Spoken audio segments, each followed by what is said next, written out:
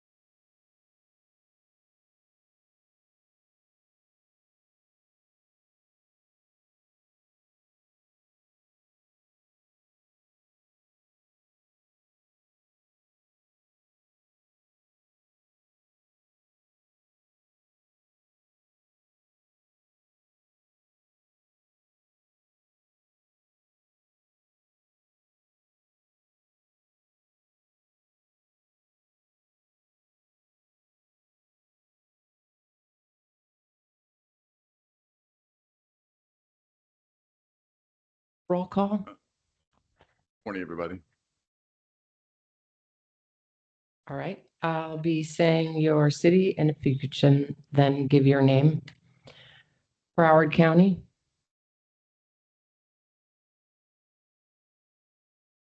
This is roll call.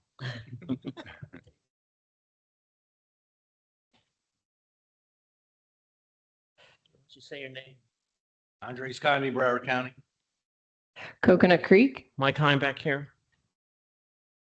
Thank you. Cooper City. Coral Springs. Chad Mirage here. Dania Beach. Davie. Davey Filipolsky. Deerfield Beach. Fort Lauderdale. Hillsborough Beach. Hollywood. Lauderdale Lakes. Lauderdale by Lauderdale Lauderdale Lakes. Lakes. Thank you. Thank you. Lauderdale by the Sea. Lauderhill. Lazy Lake. Lighthouse Point. Margate. Carrie Ann. Thank you. Miramar. Ralph Trapani. Thank you. North Lauderdale. Oakland Park. Julie Leonard. Thank you. Parkland. She's online. Pembroke Park. Plantation. Carol Morris. Thank you. Sea Ranch Lakes. Southwest Ranches. Russell Muniz. Thank you. Tamarack. Vanessa Chari. Thank you. West Park. Weston. Wilton Manors.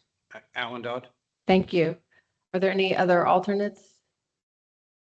No? Mark Roll call. Lebowski, Sunrise. Oh, I keep doing that to you, Mark. We're here. Thank you. We have a quorum.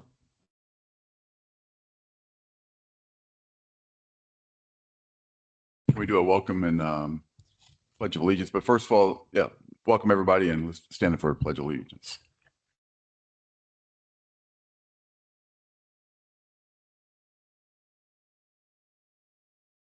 United States of America, to the republic for which it stands, one nation, under God, indivisible, liberty, justice. Good morning, everyone. Some of you know me, some of you don't. My name is Sam May. I've been in local government here, Broward County, for almost 40 years. Worked with a few municipalities, mostly Margate and the city of North Lauderdale. I'm taking Todd's place here. So you should have my phone number. My email address is smay@browardswa.org.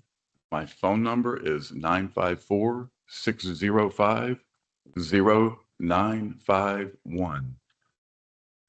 If you send me an important email and I haven't answered it, please text me and say, I just sent you an email. Please respond.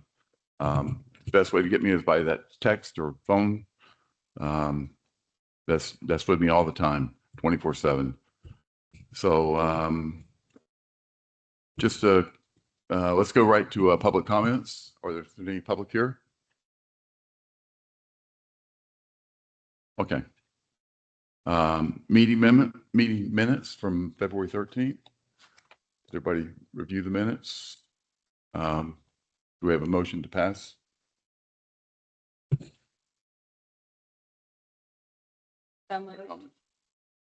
Second.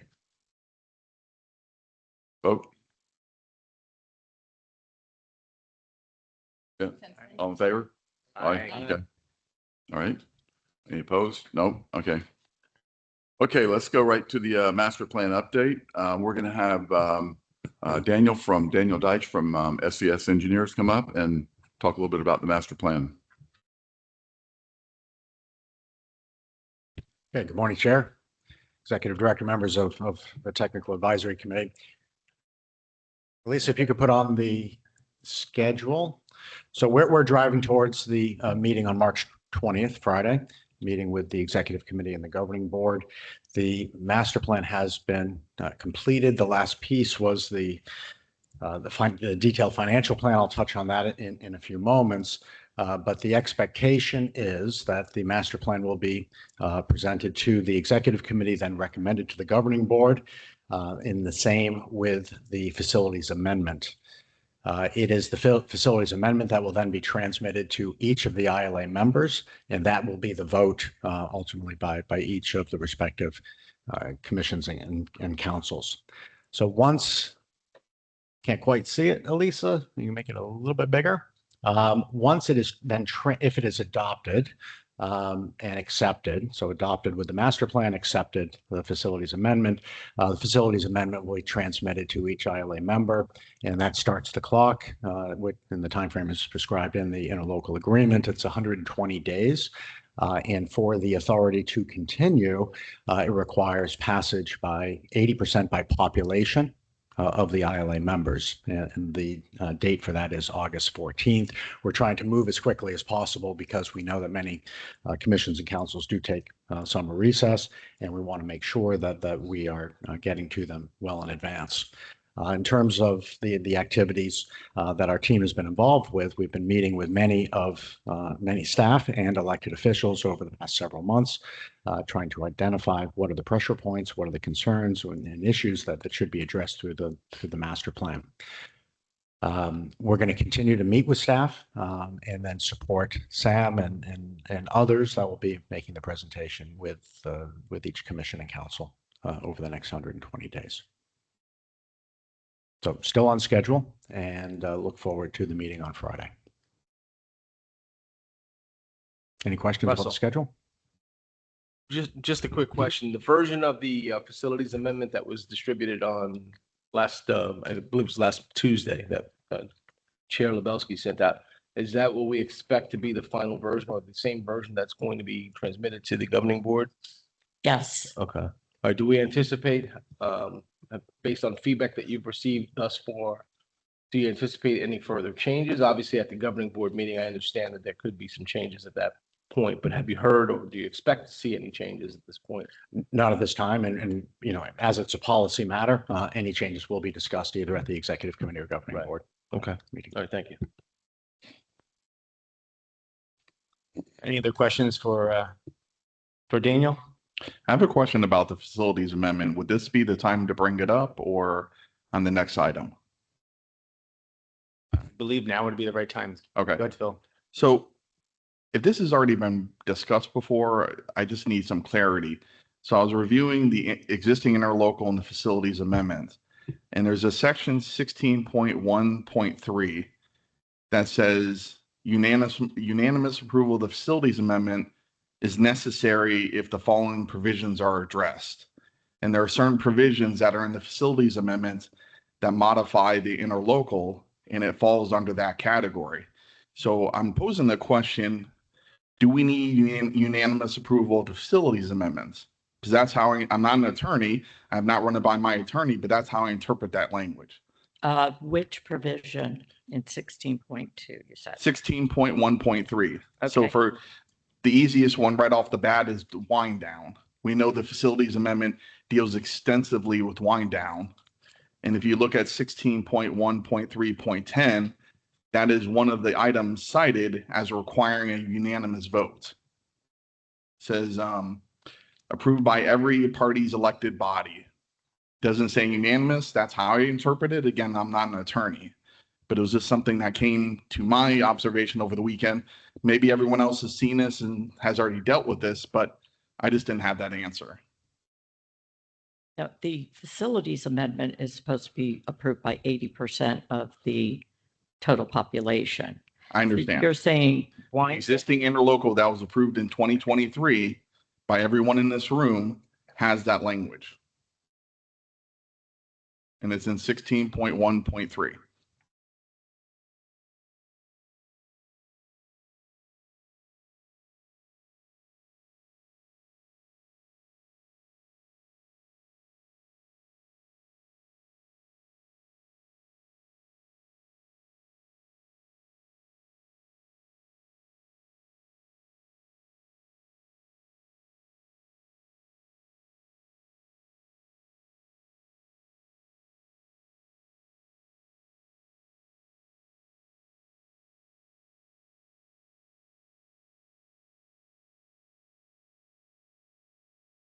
Okay, I'll take a look at this, but I don't believe it is applicable. This is, Mr. Chair, if I can I get again what the question is? I appreciate it being raised this morning. It would have been helpful to have it before this morning, but go ahead. What is the exact question? Does the facilities amendment require unanimous approval? No. Okay.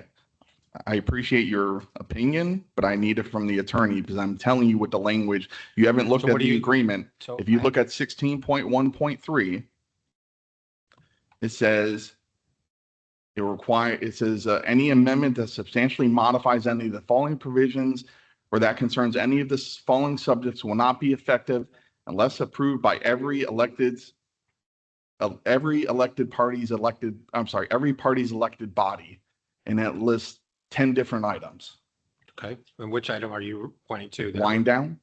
which is 16.1.3.10, is substantially modified in the facilities amendments. There's not a wind down procedure in the ILA. That's what the Right, facilities there amendment's for. So that's what defines it. So we're happy to get you a legal opinion on it, but this is a Okay, great. but I'm just telling you what it says. It says in 16.1.3.10, it says wind down as defined in section 3.3.3.2 as But an example. wha- There's other examples. Yeah, wind down is supposed to be brought up in the facilities amendment. Mhm. I believe that this amendment in 16.1 is after it has, facilities amendment has been adopted. So if the facilities amendment, which is supposed to take up wind down, which it does, then once the facilities amendment is actually approved, then any further amendment to wind down would require all to approve it. We have to read these consistently with one another. Okay. I just want to make sure that the rest of it complies with, there's 10 different elements in there that in theory require unanimous approval. So I just want to It says, ensure that. except as expressly authorized by section 3.3. And 3.3, I believe, actually addresses the facilities amendment.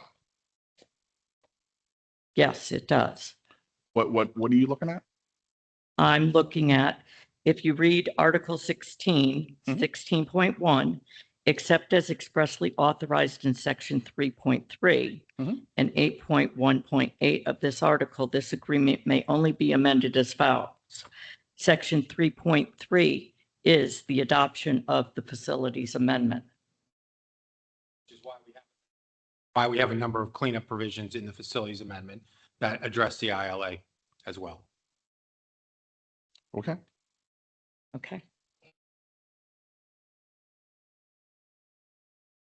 Any other comments or questions regarding the facilities amendment master plan? I do have one comment. Just as a note for everyone, when you look at your, if you look at the tables that shows you the phase two, when it goes from the fees, when they go from population to tonnages, those tonnages were based on a modeling that's in the backup, but that may be not 100% accurate. From what we see, it's a little bit higher than what it's actually going to be based on the tonnages. So when you look at that, just know that those are very conservative estimates that are in there. And those are actually lower than what you're paying right now, typically based on the population, but it should even go down more than that when you get the actual tonnages in there. Just wanted to bring that up. So when you start looking at it, just to know that it is very conservative.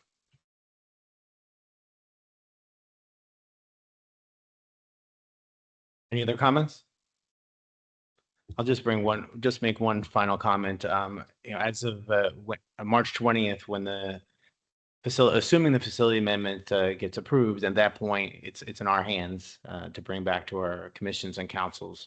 I encourage all of you to, if you already haven't, start the engagement with your commission and council. We've already had some of our discussions in Sunrise on the board level. I intend to bring this back to our commission relatively soon. As you know, one thing that we all grapple with is we're starting our budget cycles right now. We have also summer session for most of you also are very cut short from commission. So the earlier you guys can start having this conversation, the better, and provide the most likely for success at the end. So just some comments from my side.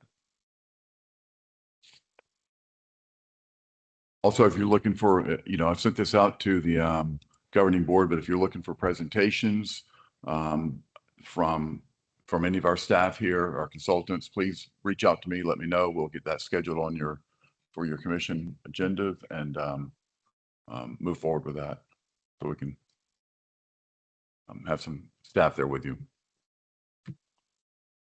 Thank you, Daniel.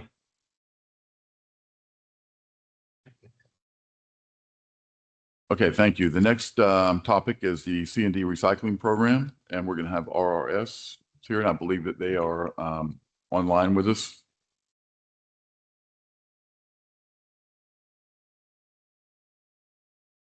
Hey, good morning, Sam and Technical Advisory Committee. Can y'all hear me okay? Yes. Yes.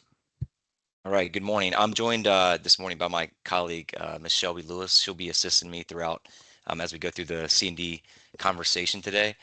And so really what our intent is for this meeting is to gather, feedback, kind of walk through the framework of the ordinance, some of the key points of it, and see if we can have a good discussion, get some feedback from you all as to which direction you want to go so we can try to continue to move the ordinance forward. First thing we wanted to cover though is we were provided a, let's see here.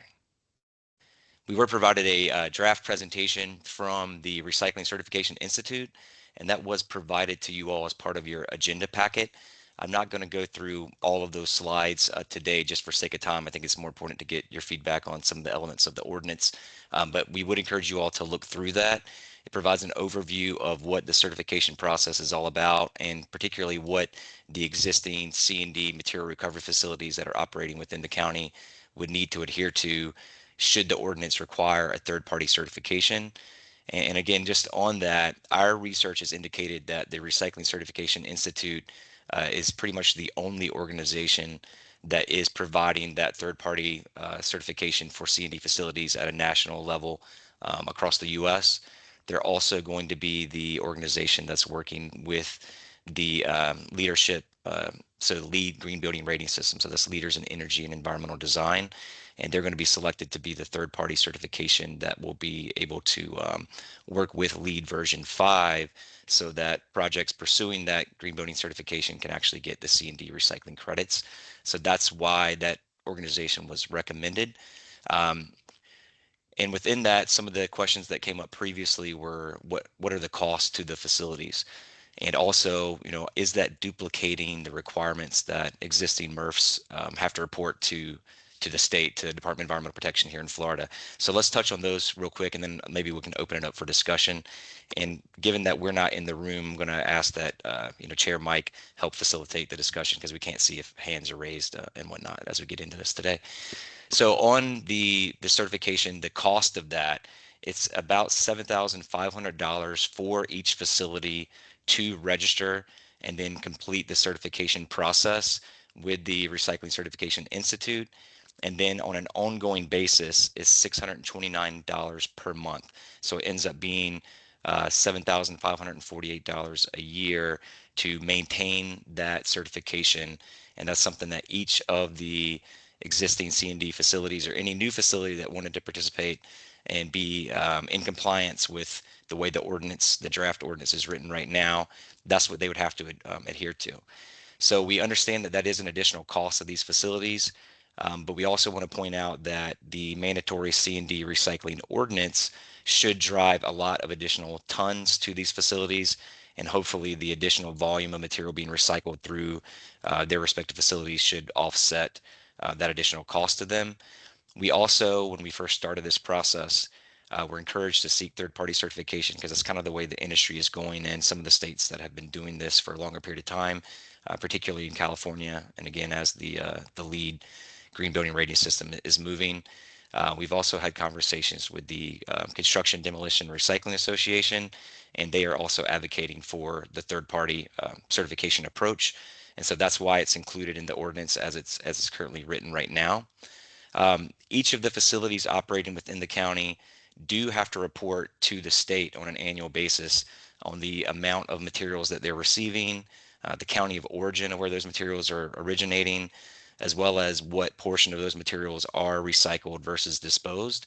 And then that information is kept at the state level and then sent back to each county. So in this case, Broward County, for them to include as part of the annual county level report that goes back to DEP that calculates the recycling rate for each county. So there is some level of reporting these facilities are already doing and are accustomed to. There's a portal that they have to go to within the state system to log that data, and the county does receive it. But our understanding is that information is proprietary. It's not publicly out there, so that If you're a contractor or, a demolition business, you know what each facility's respective recycling rate would be. With the certification process that we're recommending as part of the ordinance, all of that information is transparent and public, and there's a level playing field with how they go about calculating the respective recycling rate. And they also account for the stockpiling of materials that a facility may have on site, depending on how their operation is set up. And so again, that's kind of the differences between the DEP level reporting and the third-party certification and the respective cost of that. I'll pause there and see if there's any questions specific to what was in the RCI presentation or on the certification process. And as we get into the ordinance, we'll walk through that. I'm sure there'll be some additional points where we discuss it again. But I'll pause there just to see if there's anyone in the room, because on my screen, I only see myself, so I can't see if there's anyone else with a hand raised. Thank you, Travis. Any comments or questions? Russell? Just a quick question. I did hear Travis say that there's essentially only one company that's doing this at this point. Is this something that the county in the future, or the SWA, I should say, in the future will be soliciting for additional certification companies? Because obviously just to have one doing it, they can determine what the market cost is for these things. And it's obviously going to drive the cost up, but there's some additional competition. Hopefully will drive some of these certification costs down. So Travis, you mentioned the third party is one option. The other option that we would have would be run by the SWA directly. That's the alternative. A couple of things on that. So as of right now, RCI is pretty much the only organization that's doing this type of third-party certification on a national level with any consistent, basis across the states.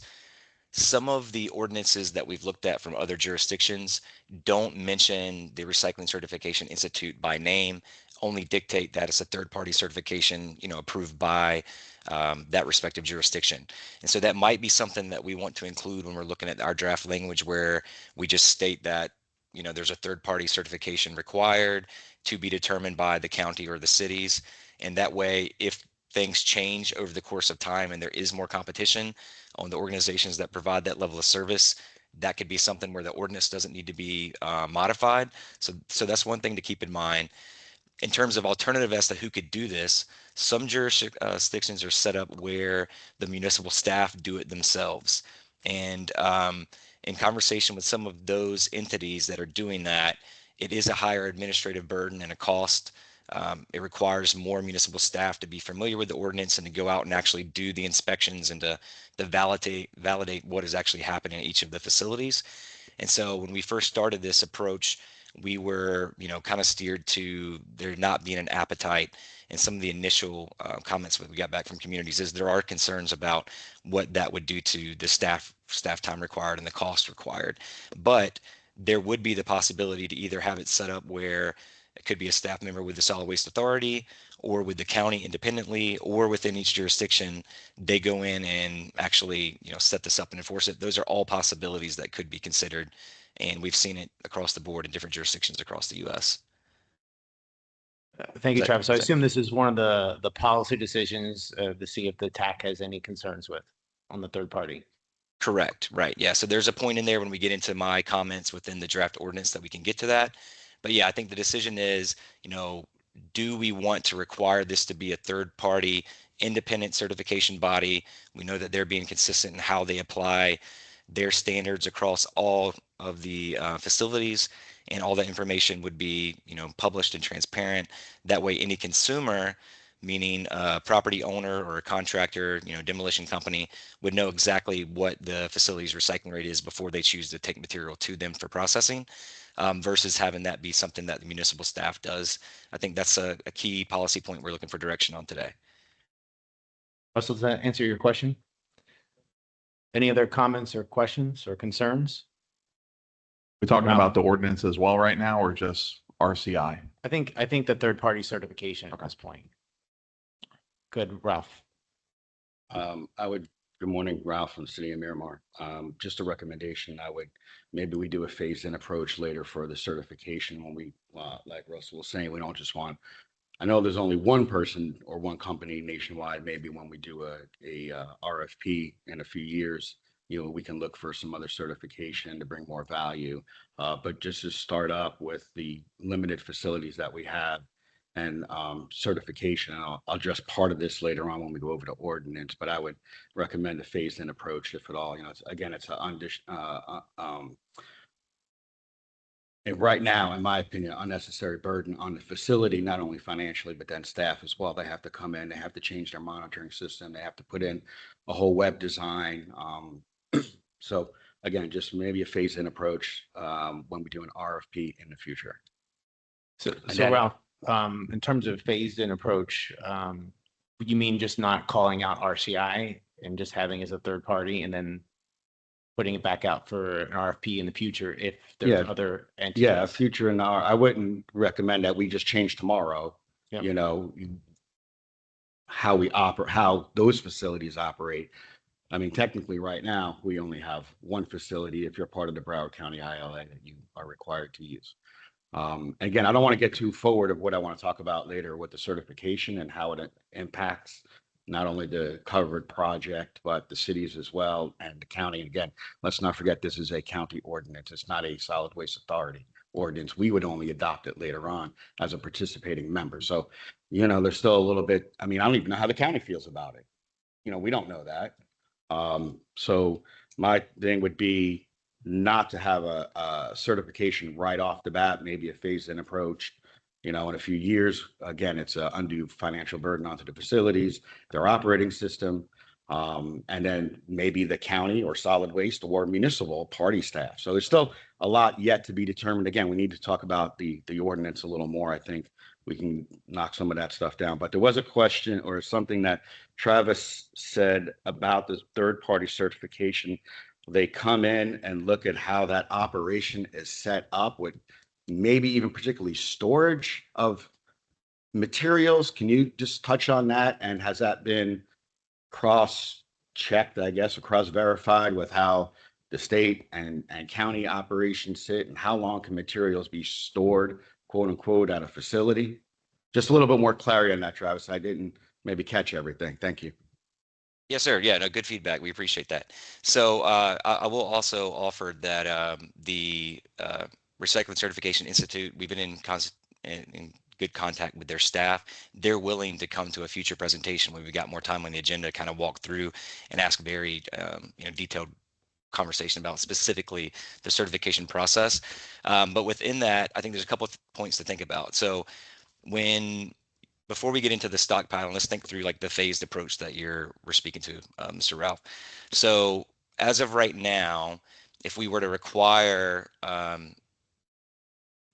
some type level of guarantee that material was successfully recycled, if you're at a project that's generating C&D waste and you were to take it to a existing C&D facility and you were commingling that waste at your construction site or demolition site, there's no way for that facility to really give you recycling rates specific to your project if that material is commingled, because most of the way the facilities are operating, they're not able to tell you exactly what your recycling rate would be based on the material that you provided if that material is not source separated into the different material streams. So think, roll off of concrete or roll off of wood or something like that.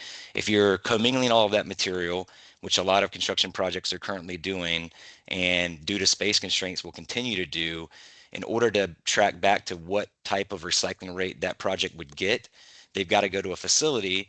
And in order for that facility to have a recycling rate for the commingled materials, they really look at the mass balance of what comes into that facility over a given point in time and what goes out of that facility to arrive at that facility's recycling rate. So the DEP report kind of does that already in a certain way. The RCI certification process does that on a monthly ongoing basis once you provide at least a year's worth of data to get into the certification process. So when the third-party certifiers come onto your site, they do look at things, like safety and other things like that as part of their certification process, but they're also just looking at your operations, what material is coming in, what material is going out. They verify the end markets that are being used to determine whether it is in fact a legitimate market. And there might be material that is left on site, stockpiled for whatever reason. It might be that, you know, they've got enough there where that facility wants to bring in an outside piece of equipment to then process it only at batches when they have enough quantity to do so, or they might have market considerations where they want to leave it there because they think the market price might go up, they can get a little bit more money for it next month, something like that. The certification process doesn't really get into the means and method of their business to dictate what they do, only to document what they're currently doing and to make sure that's transparent across the board. So that's hopefully a little bit of clarity on their process. They don't get into what the DEP requires in regards to their permit, except to make sure that, you know, they've got valid scales and they're in compliance with their permit. And there's no, you know, regulatory concerns with it like that. But they're not a replacement for DEP is what I wanted to convey with that. In regards to the phased approach that we were discussing, if you don't require RCI to do that process, we do have to have someone that's going to determine what the recycling rate is at these facilities. And that's where I would argue that we don't necessarily have the internal capabilities within the authority at this point, or within each of the respective cities or the county, or necessarily the appetite to want to take on that burden to do so. I think there could be a pathway where we could potentially look at sharing the public information that DEP provides that's not public right now. But I'd have to get into what the legal considerations are for those facilities DEP reports to be made public record, because my understanding is that they're proprietary and they're not to be shared publicly right now.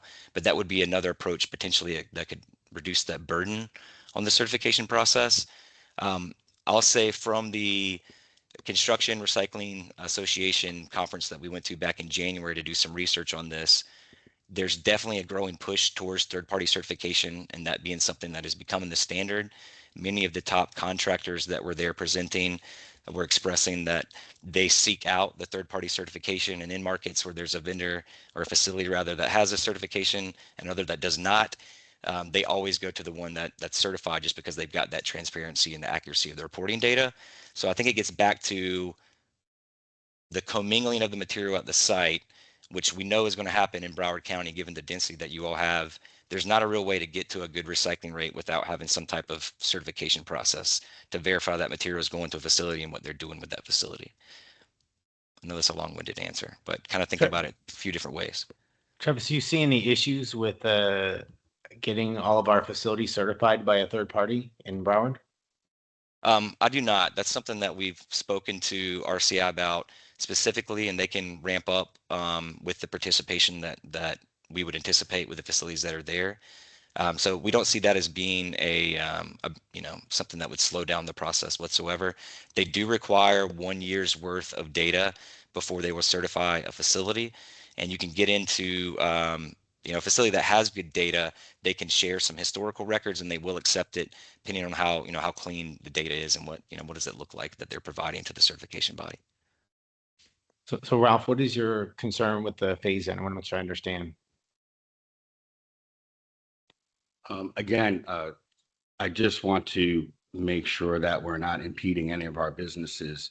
So just to follow up with that, I would like that there be the construction association that Travis has referenced. He's spoke with. Maybe we get them here, we hear them out, we get an official letter for them. I'd also like a request made to Broward County. Have they had the same request from project developers throughout the county on projects? Because I understand in the beginning of the ordinance, it speaks how the county is required to have something.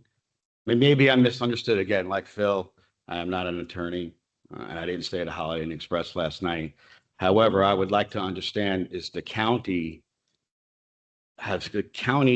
implemented any kind of system like this, which in the beginning, it seems like they're required to do. So is the county in compliance and or not? We'd like to understand that as well, because the county is bringing this ordinance, or is this their step to be in compliance? Maybe we can get a little clarity on that. Not right now. I mean, obviously, it's a question coming up. I don't have to have an answer, but it's something back.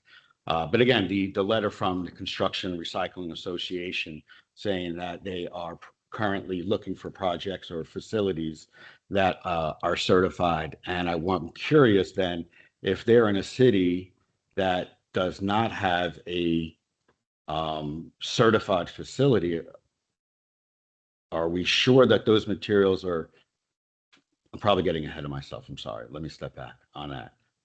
Because if they're in a facility that's franchised and they're part of the, say, Broward County ILA, we can only go to one facility. So those projects are not getting certified. How does the construction recycling association, why haven't we heard about that yet or sooner than when Travis and them met a few months ago? So again, just questions that we need some clarification on, because we want to, you know, I'm not saying it's a bad idea. I think banning direct hauling is definitely supported. I think that's what we do anyway, most of us, or a very large percentage. I don't think that would be an issue, but some of the other stuff we really need to work out or continue to discuss. Thank you, Ralph. Anyone else? Oh, sorry, Carol. Yeah, just two quick questions, or a comment and a quick question. Number one, I'm going to go out on a limb here and say that probably many of us at the table have no appetite to take on certifying facilities at the municipal level. So that's going to have to be done by an independent agency or somehow through the SWA, because again, I don't think most of us have the appetite to take that on. The other question I had is, of the C&D recycling facilities that exist at this time, are any of them certified? Do we know? No, there's no facilities that are certified currently within Broward County, but we've often seen and looking around and until a jurisdiction requires it, many places they don't do it. There are some in certain markets that will proactively do so themselves to be a difference maker in their market, in their perception. In a lot of places, until there's a requirement, you don't see them participate. Just the only other comment then would be that might affect our timeline somewhat as we look at moving this forward, or at least the timeline on the agenda. Hey, Travis, this is Sam. I have a question for you. Yes, Are sir. there any other certifying agencies besides RCI that are out there that you're aware of? You may have brought this up already, but just curious. We're not aware of any other certification body that's operating across the U.S. right now. We have heard that there might be others that are considering trying to provide some competition to RCI, in which case I think that would be something where we maybe need to look at the ordinance to have some flexibility to enable, the county or the authority or the cities, depending on how we adopt it, to have that flexibility over time. But no, sir, as of right now, RCI is the only game in town pretty much offering this service with consistency kind of across the country. Okay, thank you. And I think I'll say to Ralph's points as well, I don't think you're getting ahead, Ralph, because we do need to talk through these things on our end as well, meaning the consultant team. We've got lots of remaining questions as well that we need to think through that are very important that we'll have to work through with not only the county, but also, our legal. Some of those are, exactly how it will be implemented and enforced. Is it something that, the county will adopt and then each city will adopt and basically replicate the language that the county approves based on what their appetite is to do so? How does the global disposal interlocal agreement that's already existing, how does that impact the ordinance? Those are questions that we still have and we'll have to think through as well. And so we don't have clear answers and all of that. We'll need to get direction from the executive committee and working directly with you all to get to that point. So I think those are fair questions that, we all need to think through. The intent today is to really kind of go through some of these other things to think through is the framework of the ordinance about where it needs to be so that then we can have those deeper level conversations on exactly where the rubber would meet the road on implementation. Ralph? Thank you. And yeah, Travis, I agree. We have a lot to continue to discuss. And just on this subject part, I'll ask one more question and then we can move on to the rest because I know we're all busy today. Is my understanding, I haven't been in the private sector in a while, more public side, understanding that the facilities are required as part of their Broward County, I don't know if it's operating permit or permit with the FDEP, that they submit monthly reports to the county. Just out of curiosity, have you guys looked at what they report as compared to what RCI might require and see how similar and or dissimilar they are? Again, that's not a question doesn't have to be answered right now. But that's something we would want to think about moving forward. Like, how far out of compliance will we be? How much work would these facilities need to go under in order to be in compliance? Maybe we're closer than we actually think, or further than we actually think. But I get about, we'll touch again about the commingling with solid waste and multiple containers on site. That's another avenue to go down. Thank you, Travis.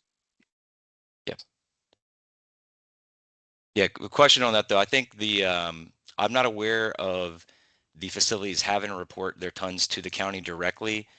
My understanding, unless there's another ordinance that we're not aware of currently, my understanding is that they've got to report to the state Florida Department of Environmental Protection, and then the state aggregates that data and sends it back to the county to be included in the annual solid waste management report that the county has to submit back to the state. That kind of captures all of the recycling efforts, not just C&D. So I don't think there is any reporting directly to the county that I'm aware of right now from the existing facilities. If so, I'd love to be made aware of that. I don't know if Mr. Andres has any feedback on that, but I think it's just to the state level right now.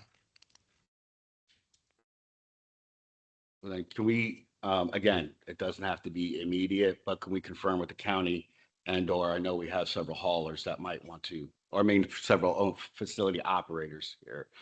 Doesn't have to be just in Broward County either. I mean, we have people here that might have facilities in other parts of the state if that's a requirement. Well, I guess the county. So maybe we can ask one of the facility people that are here and the county, if they can confirm if that's true or not, the submittal of a monthly paperwork.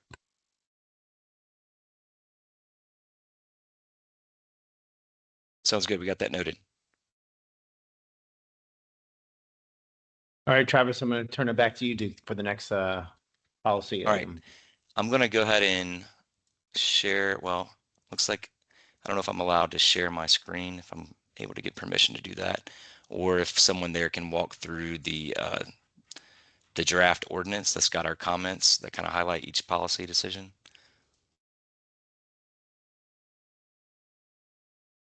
Should be part of the agenda packet, or if I can be permitted to share, I've got it pulled up.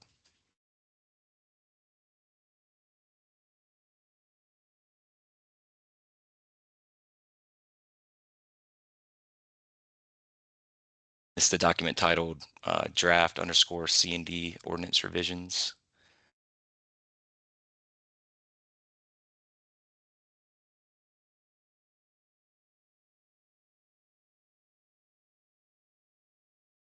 Perfect. Yeah, there we go.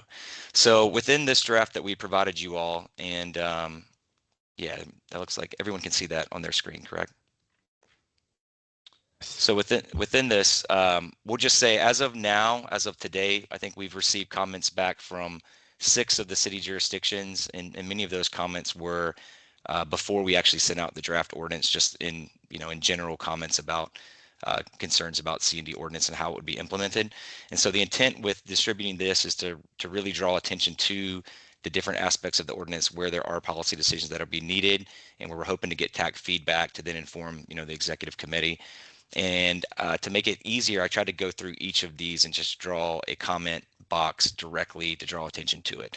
So if we can just go through each of these, and I don't know who's driving, but appreciate you kind of working with me to scroll through it. The first one is just the whereas statements. These are just placeholders at the beginning of the ordinance.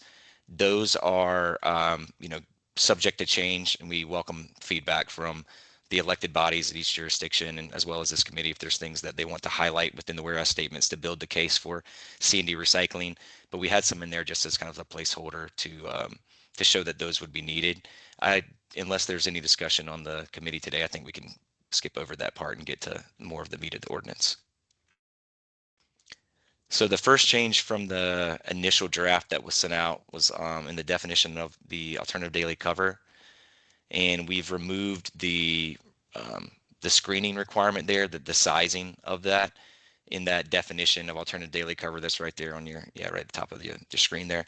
That is already, the sizing requirements already in the definition of recovered screen materials. So just so as to not duplicate that, we remove the sizing requirement, noting that alternative daily cover, is something that the state regulates, and it'd have to adhere to their regulations. So we didn't need to be as detailed in our definition here. If you want to keep scrolling down to the C&D diversion rate right there.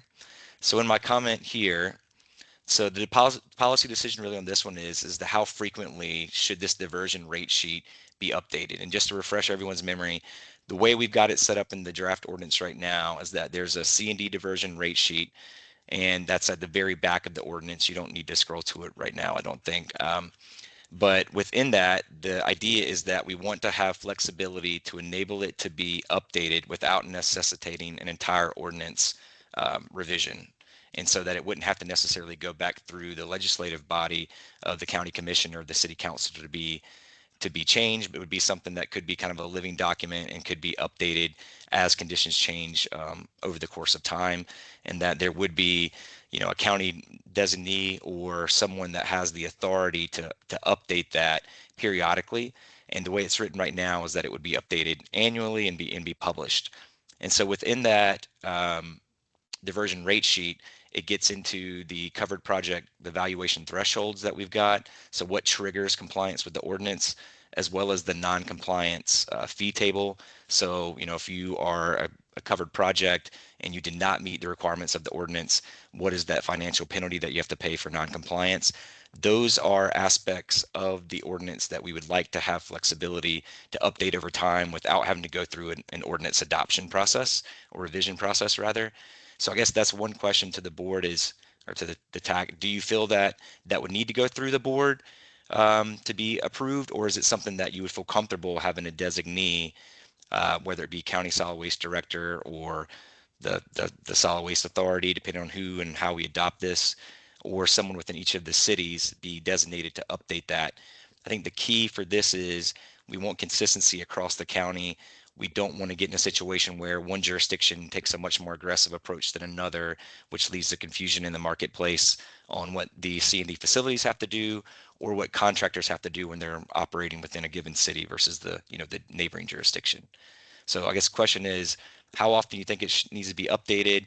And do you feel it's something where any change to the requirements in terms of the financial penalty for noncompliance should have to be something that's modified by the elected body, or is it something that a designee would have the authority to update periodically?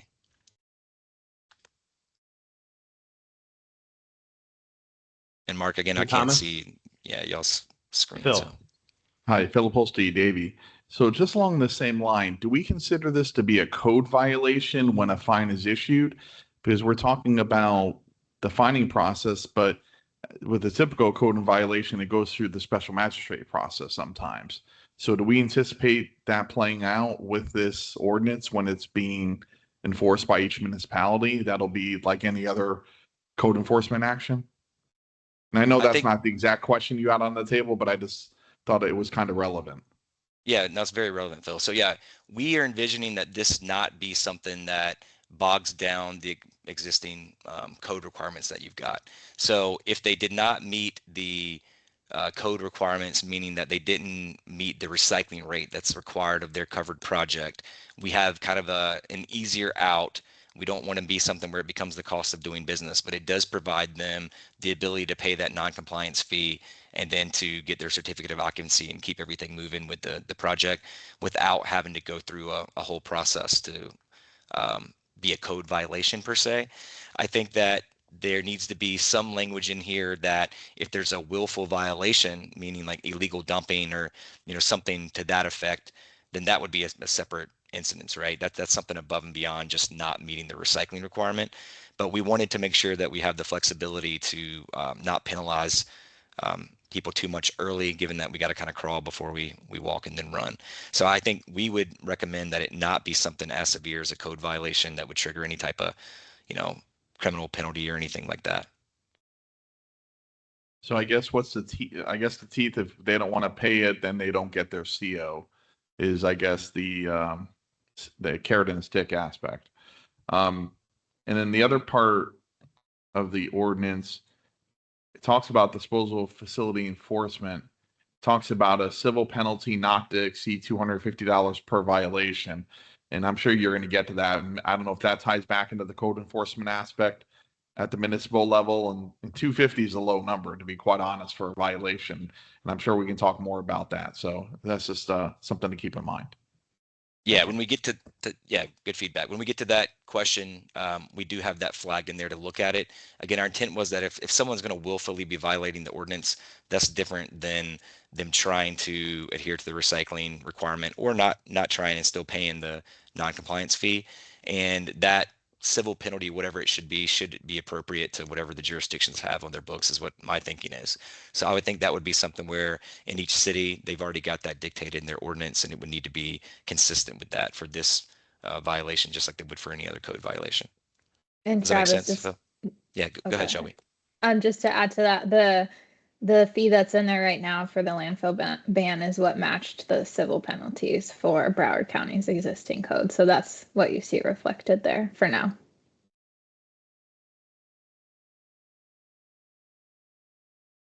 Travis, this is Mark with Sunrise. I do have a question on some of the language here. It says published annually by the county to reflect administrative costs, market conditions, or policy changes without requiring amendment to the ordinance.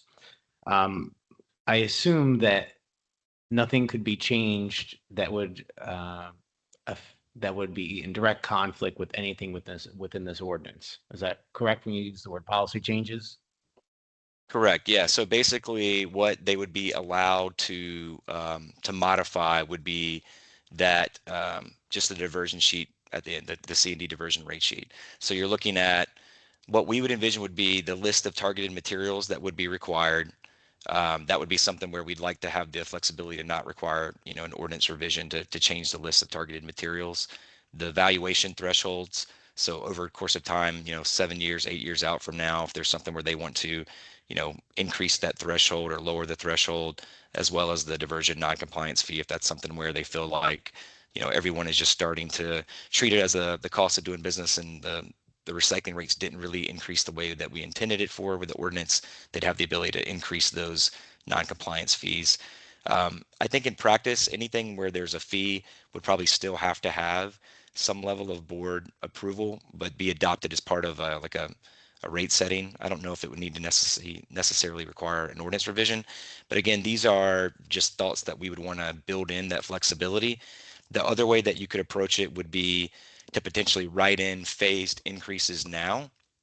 So we don't have it that way, but you could have it where, the fee is set at a certain amount and then 3-4 years later, the fee increases or steps up over a certain period of time. And that's already kind of laid out within the ordinance. And it's something that's adopted right up front. And that way there's no need to go back and look to see whether is or is not appropriate. But the thought was that we'd want to make sure that there's flexibility was the intent of it. But I wouldn't agree with you what you said about the list of targeted materials because that is specifically listed here in the ordinance. And I don't believe, at least I wouldn't read this, the intent would for you to change that administratively. Yeah, we have it listed right now. What's on the diversion rate sheet is going to be the authority to modify the materials, the covered project valuation thresholds, and the diversion non-compliance fee. But again, all of that could be written to match what the TAC would like to see. As it currently written right now, the county, so let's say right now that this is envisioned to be a county ordinance and the cities will adopt something to reciprocate the ordinance requirements. As of the way it's written right now, the list of target materials would be something that could be modified without requiring an ordinance revision by the county designee.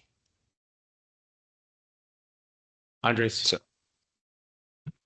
So with that list of materials, is that modified by every municipality or it's state as a whole? So I believe what this is being proposed is that the county would have the ability to make those changes on their own as it's written. Yeah, I think our intent would be that, the county adopts an ordinance, the cities adopt either through an interlocal agreement or their own ordinance, basically mirror language, and that they stay in lockstep as things change over the course of time. We don't want to get into a patchwork of different rules for all of the different cities, given how many jurisdictions are within the county. We just feel that'll be overly cumbersome for those that are doing this type of construction demolition work and the facilities themselves. And so, yeah, that the intent would be that they are as close to the same as possible. I think the differences would be in terms of the permit review process within each jurisdiction would still lie with them, as well as the the enforcement, civil penalties, those types of things, whatever it might be, would match their existing ordinance language. Ralph? Yes, so just touching back on what Phil had mentioned about the code and you know, you mentioned Travis there about touching back with the permits. Again, you know, for example, and again, we need to talk some of this stuff out. I wish Carl was here from Weston because Weston's code compliance officers are BSO. So I think there might be some kind of issue, or, you know, one, does that even work in their agreement that they go and check on garbage or C&D? You know, second, having a BSO officer walk onto a site might raise some flags for the covered project and the people that are working and how that might be working out. So that's just making sure that we understand that the code compliance part might be an issue where we need a little more clarification on who's actually going to be carrying out the code compliance part. And I'm sorry, there was another thought I wanted to say, and I just don't have it in front of me, so I'll my card back down. So just in response to that, Ralph, so as it's written right now in the draft ordinance, there's no requirement for any code officer to go onto one of these sites to verify the work that's being done. So there is the requirement that if you're a covered project and under the ordinance as it's written that you'd have to comply with it, you have to submit. If we scroll down just a little bit, whoever's controlling the screen there, you'll see that C&D materials management plan. So the intent is that when you go in to get your permit and you go through that process, you're going to have to, you know, one, be made aware that this ordinance exists and that it's your responsibility to comply with the ordinance or face the non-compliance fee. You would check a box to state whether you intend to comply with the ordinance or not. And within that, you'd lay out where you intend to take your materials. You'd have to provide some verification. So photocopies of, you know, weight tickets, scale tickets. If you donated something to, say, Habitat for Humanity or to a salvage yard, you could show that you did the right thing with the material in that way. Basically provide verification that you met the intent of the ordinance. And then that would be checked off with just the simple form that's there. So no requirement to go out onto site to do anything by any of the municipal staff is the way it's currently written, just to be clear. Ralph? Okay, great, but that's not that will come. Just a curious question, legally speaking, is this going to be a Broward County ordinance where everybody, no matter if you're in the solid waste authority and or not, are required to follow it? I don't yet have clarity as to how that will work. And so we'll need to get direct conversations with not only county legal, but as well as the solid waste authority's legal counsel to get through those specifics. A very good question. Yeah. Thanks. Appreciate it. That's why the code part comes into play. Correct. Go ahead, Ralph. Okay. So I don't know if this is the right time to ask this. So it's just about where or how that the covered project can choose which facility they want to go to. And then there's some self-hauling stuff in there. So I don't know, you know, how we want to go just section by section, or if we just start throwing stuff out, it might, you know, take us until tomorrow to finish. So I don't know how you want to do. I think the intention with Travis was going to go through some of the policy decisions that he'd like some feedback from the TAC on. So Travis, I'll turn it back to you. Yeah, if we could, we'll keep scrolling down. But Ralph, this is the type of dialogue we wanted. So I don't think there's necessarily a right or wrong way to jump in on these things because they're good points, right? So if you think of something, feel free to just continue with the way you've been going about it. So to go further down, so I guess let's recap back where we were just at though. So one of the questions we had, I don't know if we got clarity, is do we feel that there should be some authority flexibility within the ordinance to be updated over time with a designee being, let's assume it's just like a county ordinance at this point, county designee to be able to change some of the, you know, the cost, the materials that are covered, or the valuation thresholds that trigger when a project is going to be needing to comply with the ordinance or not. Is that something that the TAC feels should be at a staff level and can be modified over time? Or is it something that you feel has got to always go before the elected body and make it where it's a formal adoption process that way?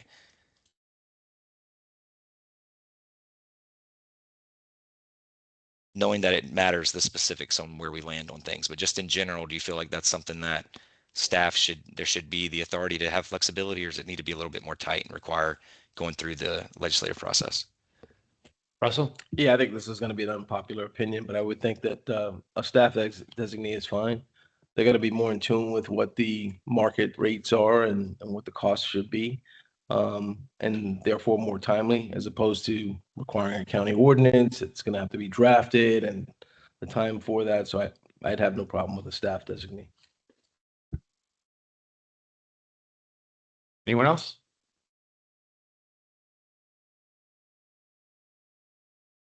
Back to you, Travis. Okay, we'll keep it moving then. So let's move on down to the certification body. We kind of touched on this and I won't belabor it now, but just to kind of get some feedback on this again, we were hearing from some of the comments that we've got and initially that there wasn't really an appetite to have city municipal staff being the one to validate the information that's there. We've got the open question from Ralph and Phil regarding how does the facilities currently report to the state and to the county, and we'll look into that more so. But in general, do you all feel that it would be necessary to have a certification body, a third party independent, even if it's not Recycling Certification Institute, but some entity that's doing this across all the facilities, all the jurisdictions that are operating? Or is it something that you think should be done in-house and we'd have to go back to the drawing board in terms of how we would do that at the staff level?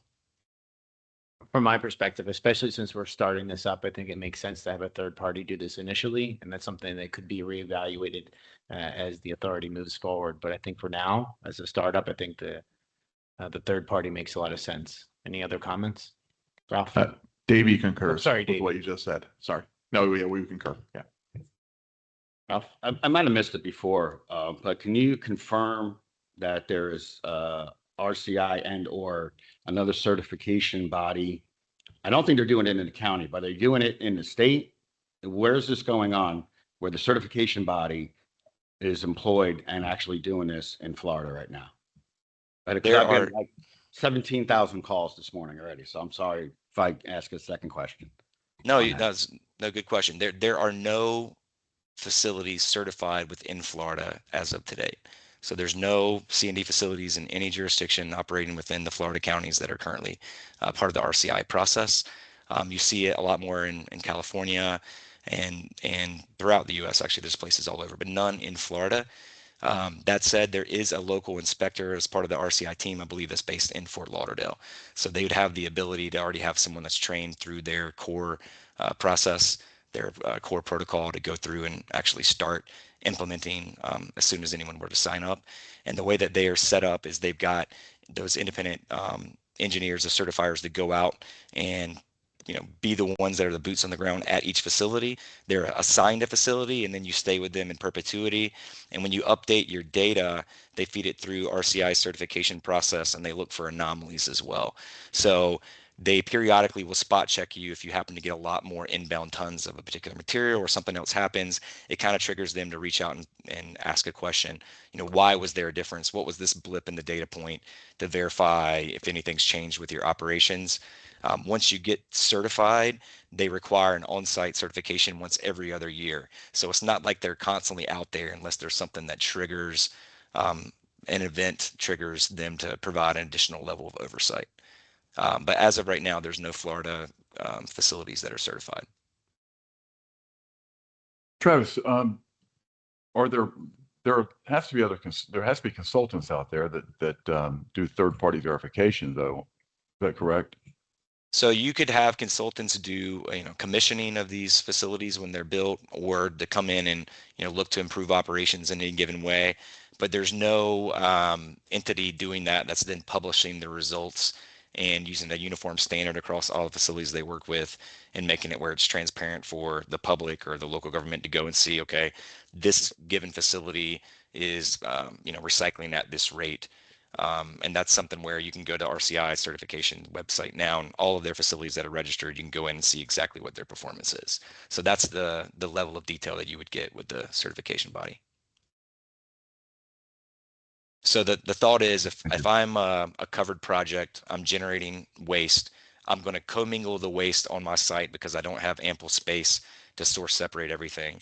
And I want to hit that 50% recycling requirement. I'm going to then go out and seek a facility that's going to be documented and verified to have at least the 50% or higher recycling rate. And then I'll take my material to that site versus one that might have a lesser recycling rate, or one that doesn't participate and there's no verification of the recycling rate that they're achieving in their facility. So it empowers competition amongst the facilities by having that level playing field is the intent. Does that help provide a little more clarity for folks? If I can, just real quick, two things. One, the industry's asked for this. They want to make sure that anybody who's going to accept the C&D for processing is certified, so there's no cheaters. This has been requested. It was requested probably 18 months ago by the industry that processes this. That's number one. Number two, this is the largest, heaviest component that's going to the landfill that's not getting addressed. It is negatively impacting our ability to preserve the landfill. Number three, this, from my opinion, just me speaking, this has got to be countywide, whether you're part of the ILA or not. Period. End of story. This needs to move forward. The county needs to move forward on it.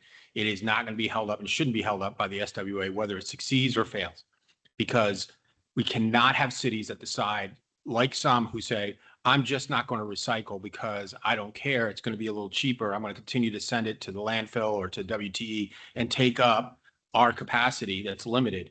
And that can't happen in C&D in bulk. And so from the county's perspective, and I give the county credit for moving forward with this to say, look, we want input though. We want buy-in. We know there's a lot of issues that have to be addressed at the municipal level, and you've discussed a lot of those, and there's more to come. But this needs to move forward. This is not an option that we kill because we are taking up way too much capacity right now, and we're doing too little. And the processing industry is begging us to level that playing field and to make sure people aren't cheating. There are issues that have to be addressed. What size project? Is it 40,000? Is it 25,000? Those are all legitimate policy issues. But ultimately, this needs to move forward. To answer Ralph's question earlier, from our perspective, this is not purely an SWA. It's not purely a TAC issue. It is a TAC input as to what the county should mandate no matter what. Whether they feel the pushback from municipalities and decide not to do it, that's going to be their issue, and they're going to, thereby stretch their statutory authority to maintain the capacity that we have here. Thank you. I'll just add to that. There have been some, none locally, so let's be very clear, there none locally, but there have been some high profile instances of alleged cheating at C&D facilities, and that has come out in the market and in some of the media journals and whatnot, and that has triggered a renewed focus by the Construction Demolition Recycling Association and others to really push for the third-party certification. So we do feel that's the way the industry is going to be going, even though Florida hasn't really moved in that direction. But I think for sake of time right now, let's keep it moving to other sections, and we can bring back a representative from RCI to provide a more detailed presentation at a later date. I think would be warranted. So if we could, let's scroll down to the list of covered C&D materials. I don't want to spend too much time on this for sake of time, but within this one, these were the common materials that we thought are targeted for recovery. And so we really welcome industry feedback if there's anything on this list that should not be included. We did remove shingles that were part of the roofing materials, just given the lack of market in Florida, but still wanted to have tiles be listed in there. Also, any metal roofing would be something that would be targeted. Obviously, metal is pretty easy to recover. So I don't know if there's any strong opinions one way or the other on the list of materials that are there right now. But again, that's something we intend to, once we get TAC feedback and the C&D subcommittee feedback, specifically ask the industry facilities that are operating right now, do they have a challenge with any of these materials at their facilities? And if so, we would be bringing that information back for consideration. Andres?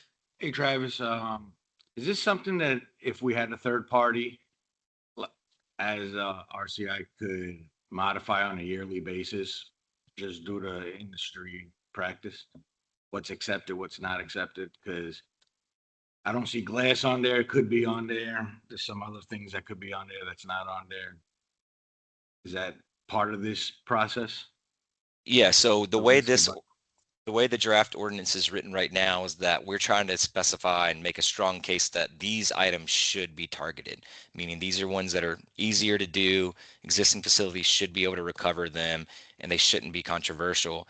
In practice, many of the facilities can recover potentially items that are not listed on here, and that would be reflected in their recycling rate. So the idea is kind of like, these are the minimum. We encourage you to go above and beyond that. If they were participating in the RCI certification process, all materials that go to valid end markets are counted. And a key thing with that is they give two different recycling rates.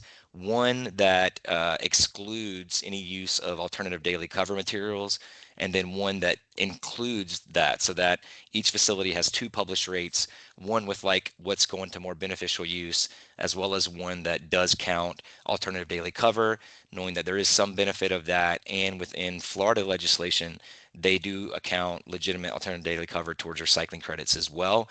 However, we don't want it to be that, you know, all material goes to a facility and they just shred it all and send it, you know, vast majority of it to alternative daily cover. That's not exactly the intent of the ordinance. But so as it's written right now in the draft, these are the minimum. Anything that a facility would do above and beyond that, they would get credit for it.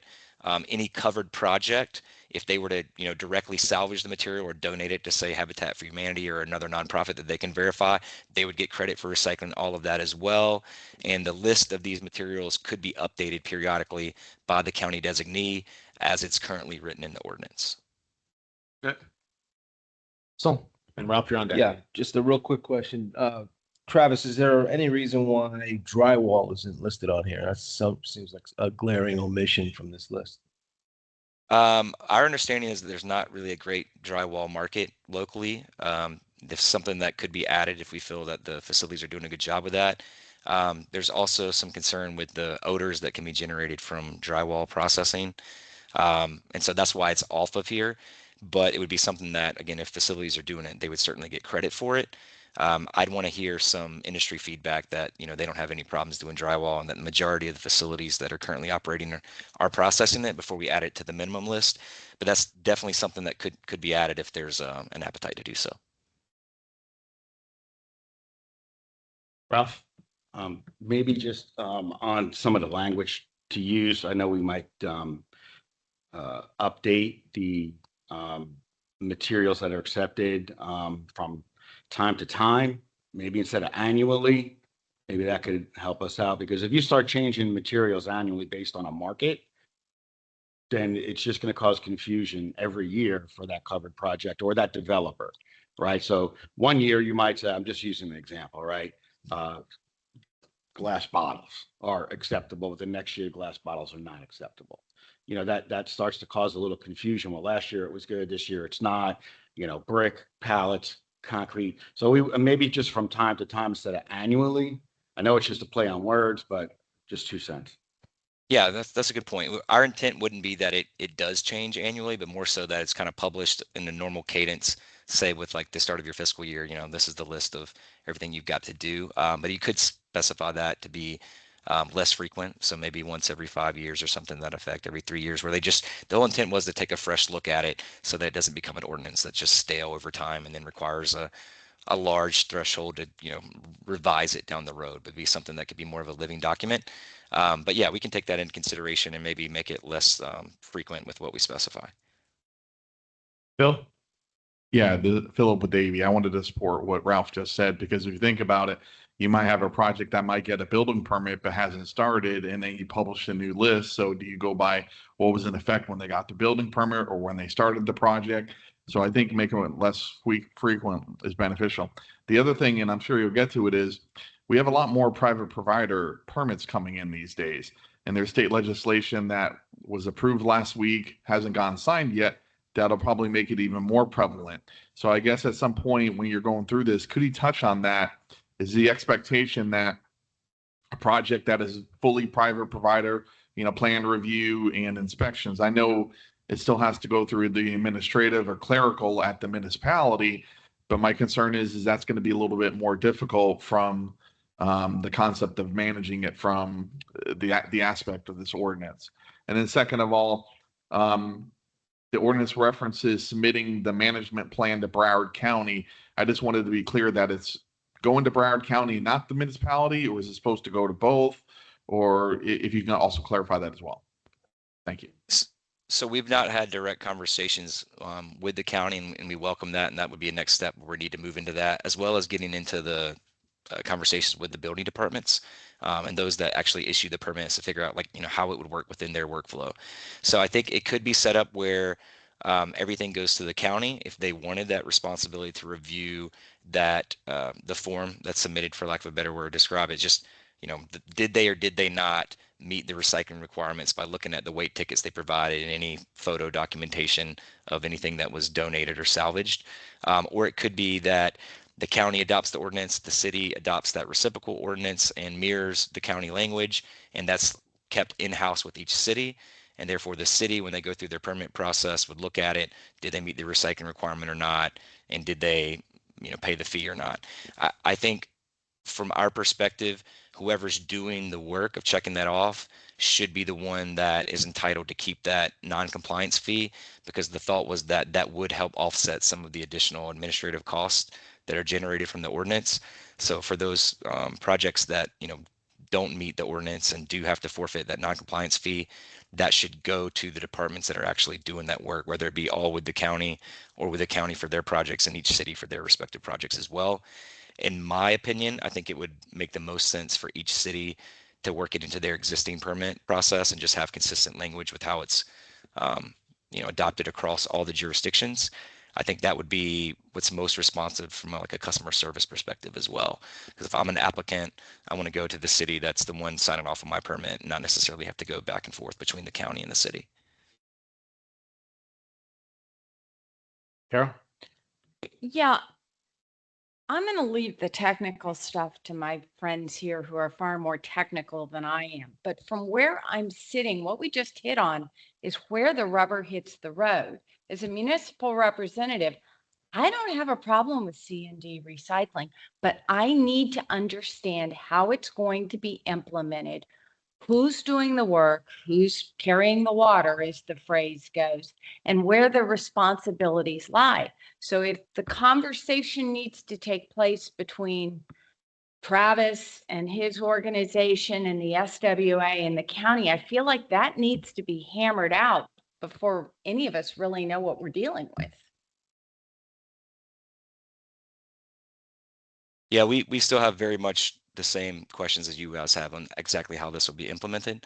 And so we will be pushing forward with those conversations directly with those. I think for sake of time today, let's keep moving through other elements of the ordinance to see if there's any problems that we've got, or see if we can reach consensus on some of these other things. But to your point, you're exactly right. That's where we need to go now. We got to have something that people can kind of get to, yes, this works for me, or no, it doesn't. And again, we are still encouraging folks to send us any type of red line feedback that they've got, because we've gotten very minimal feedback to date. Let's scroll down to the, let's get to the recovery rate, because that's a big one that needs to be considered. So within the recovery rate, we've got two things to think about with this. So you've got a covered projects recycling rate, meaning if I'm generating waste at a project that's getting a permit, what's the threshold of recycling that I've got? And with that right now, it's at 50%. But there's also the recovery rate for each facility, meaning the C&D recycling facilities that are currently operating. What are they required to achieve in terms of how they operate? And the recovery rate is specific to the facilities. Some of the feedback that we've gotten is that they should be recycling as high as 75%. And we feel that that's way too high, even though that is the state's recycling goal. Feedback from representatives at the Construction Demolition Recycling Association conference. I also attended one of their legislative committees and asked all of their representatives, which is comprised of municipal staff as well as C&D facility operators and contractors, what should the appropriate threshold be? And we've set it low intentionally at 20% within the ordinance as it's written right now, with the thought that you don't want to put any existing facility out of business. If they come in and they have to go through the certification process, they're putting in the additional good faith effort and the cost to participate. Whatever their recycling rate comes out to be, as determined by that third-party certification, is what it is in the first year. And they should be encouraged to, reinvest, retool whatever they needed to increase their ability to recover more, but not to make it too stringent. So as of right now, that recycling rate for facilities is lower than what many of the municipal folks that contact us thought it should be. But I kind of want to discuss on what do you feel is appropriate for a facility to be achieving. And within that, We also kind of looked at Massachusetts in particular for their ordinance here, that they started low. There you go, perfect, with the recovery rate right there. They started lower and then ramp it up over time. So this would be another one where potentially we can write in, which is not currently in the ordinance, but stepped up increases where, say, year 3, year 5, after the ordinance adoption, it steps up to 25%, 30%, 35, or so be it.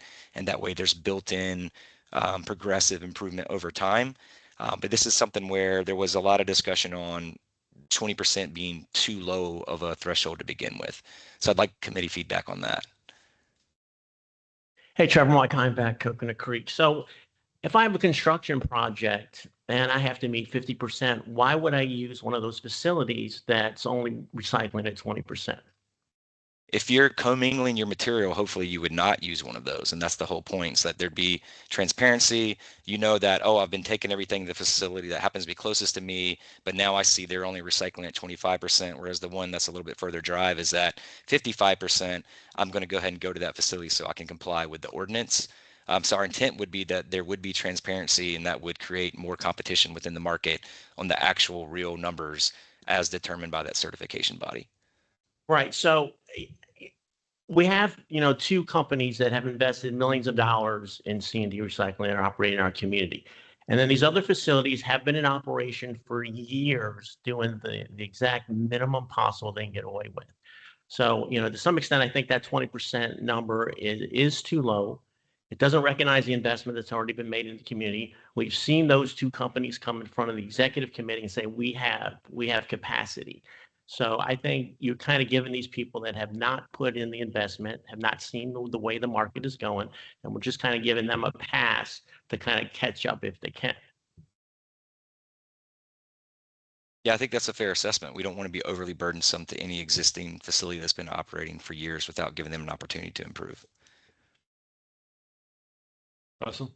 Yeah, I don't know that 20% is the right threshold amount to start with, but I think that the way that the system is set up so that it's transparent and the market's going to drive what these facilities are going to be recovering, and that's I think that's the way that it should be done. So this way, if you have a facility that's at 40%, recycling, that's their rate, people are not going to be inclined to bring their stuff there, right? So only facilities that are at 50% or above. And if we adjust those rates accordingly in the future, I think it's going to drive the industry to work on retooling their processes, their equipment, so that they can recover higher and higher rates of recyclables. So I think the way the system is set up is correct. I think obviously the 20% might be a little bit too low of a threshold, but I am in favor of the way that it's set up. So, Ralph?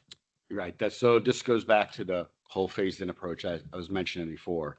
We're going to need some time to get these facilities up and running to the place we want them to be, right? So like Mike said, we don't want to penalize people who have invested in our community for 20, 30, 40 years, or even if they're new and they're trying to do the right thing and recycle, but they might not be able to, meet that threshold yet. So this is, again, one of the reasons why I think a little bit of a phased-in approach might be in our best interest. And I just wanted to, what's the other part here? I'm sorry. I'm maybe a little questionable or questioning, the attorney's office worked very diligently with the county on the facilities amendment. Why isn't there still enough any communication going on between the consultant and the county on this, considering it's a county ordinance? Right. Yeah, that's the next step on this. I think we've got a lot of tracks moving in parallel. I think you all can appreciate the facilities amendment and the level of thought that needed to go into that, as well as the financial modeling and everything else that needed to be done. So those are key things that have to stay on a critical path to get to yes with the master plan and make sure that we're in alignment with the timeline. For all that, we've been running in parallel with this ordinance development. But to your point, Ralph, that's exactly the level of engagement that we need to take place now. I think there was just limited bandwidth all around to be doing too many things at once. But yeah, that's the intent. And I'm also recognizing that we're at time. And so I'm thinking, I'll turn it back over to our chair, but in my mind, I think we need to continue to get constructive feedback from the cities like we've gotten. I think maybe on our end, we will continue to have that direct discussion more so with the county and with legal to give you some of the more specifics on implementation, because I think that's the biggest holdup on all of this right now, not only in our mind, but also in your mind. And then we can also continue to seek just to get, redline feedback on anything that you've got. So I would encourage you to take it back to your respective, municipal counterparts within your cities. Go ahead and ask your building folks, your permitting folks, what do they see within this ordinance that would be room for improvement, or is there a problem, red flag for them? Because we need to gather all of that feedback and, to Ralph's point, start to really work very hand in hand with the county to figure out, what is their appetite to do any of this, what concerns do they have, because that could substantially change course in terms of how we implement it. Thank you, Travis. I'll just make a few closing remarks before I hand it back over to Sam. So, Ralph, your point is well taken about county involvement, but I imagine the county would also want to make sure that we have at least some consensus from the TAC and the neighboring in the cities that they are supportive of moving this concept forward. And I think we're there right now. And I think now it's appropriate time for the county to sit down with Travis and his team to work through some of those other countywide policy decisions and then bring that back later for the TAC and for us to consider some more. So I think the timing is good. And I think that the feedback that Travis has received will probably be very helpful when he sits down with the county to have those conversations. So with that, I think we're right around 10:30. So I'll turn it back over to you, Sam. Okay, thank you all. I think we're pretty much, we've covered a lot today. This meeting is going to be adjourned here real quick, but before that, we've got the next meeting date. It's coming up on April 13th, 2026. So just put that one in your calendars, and we'll see everybody then. Meeting adjourned, and we'll see you maybe Friday. Thank you. Anything? Motion to adjourn. Second. All in favor? Aye.